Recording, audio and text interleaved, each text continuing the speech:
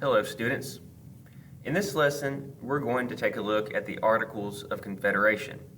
This was the first government that was set up by the United States following the Declaration of Independence.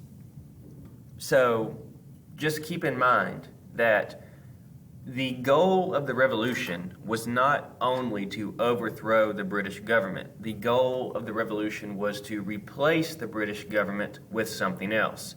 So this was our first attempt to replace the government of Great Britain. So the American Revolution ends with the signing of the Treaty of Paris in 1783. That is in September. In November, the last British troops leave the United States. And in December, George Washington goes before the Second Continental Congress and he delivers his resignation. He resigns as Commander-in-Chief of the Continental Army. This says a lot about Washington. He could have set himself up as some kind of king. He was popular enough to do that. He was seen by almost everyone as the man who won the American Revolution. But instead, he resigns and he goes home to his plantation, Mount Vernon.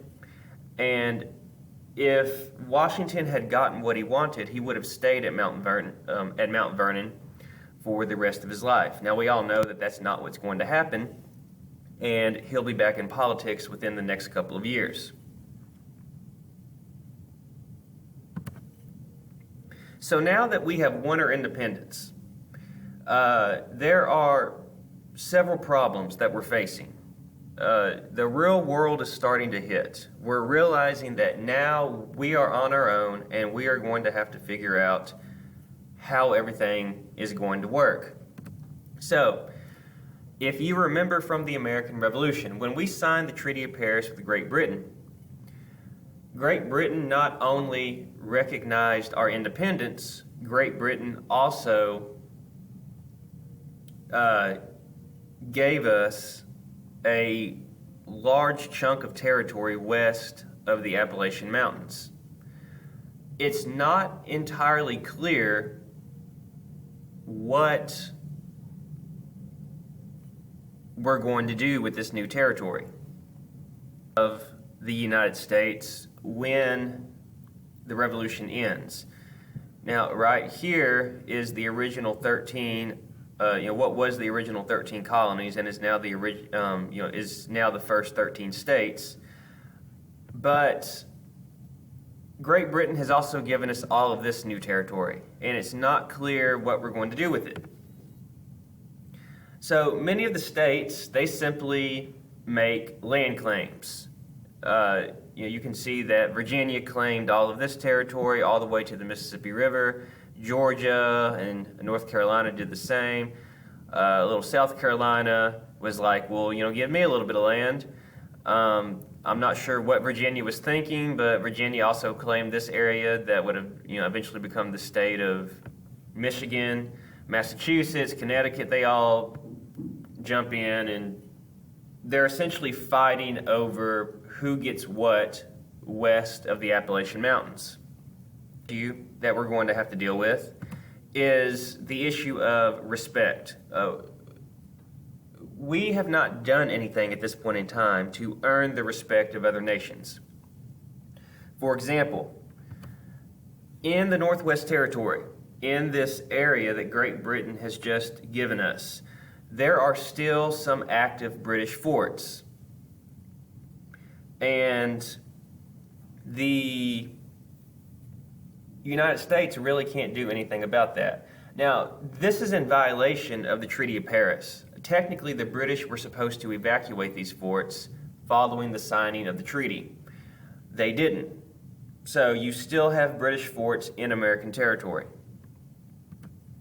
Just west of the Mississippi River is Spanish territory. So the western half of the Louisiana Territory, and beyond that, the area known as New Spain, is all controlled by the Spanish Empire. Spain decides that it is not going to allow the United States to use the Mississippi River. Here's another map that shows North America in 1783, the year that the American Revolution ended, and you can see the United States, which extends from the Atlantic Ocean to the Mississippi River, and on the west side of the Mississippi, all of the Spanish territory. Well, if you look at the area where the Mississippi River flows into the Gulf of Mexico, Spain controls the territory on both sides of the Mississippi. It has Spanish Louisiana and it has Spanish West Florida. So they make the claim that because we control the area on both sides of the river, we can deny you access. We can basically keep you from moving through our territory. Now, there's a reason why they're doing this. Spain is a monarchy. It is ruled by a king. The United States is a democracy.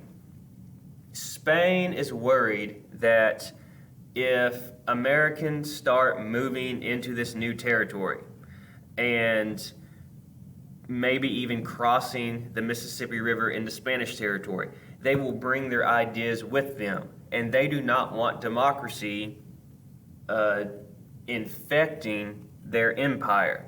They did not mind helping the British colonists rebel against King George, but King Charles of Spain, does not want his subjects to get the same idea. So they think that if they can prevent the U.S. from using the Mississippi River, then this will discourage Americans from moving into this area because, after all, if you're going to be a farmer, you have to have access to the Mississippi. That's really the only way to get your goods to market. Another example of disrespect from other nations is the Barbary pirates. Now, these were Islamic pirates that were based in the Mediterranean Sea. Just to give you another map, here's the Mediterranean, and if you look on the eastern portion of the Mediterranean, you can see the Ottoman Empire. This was a massive Islamic empire that had been around for several hundred years at this point.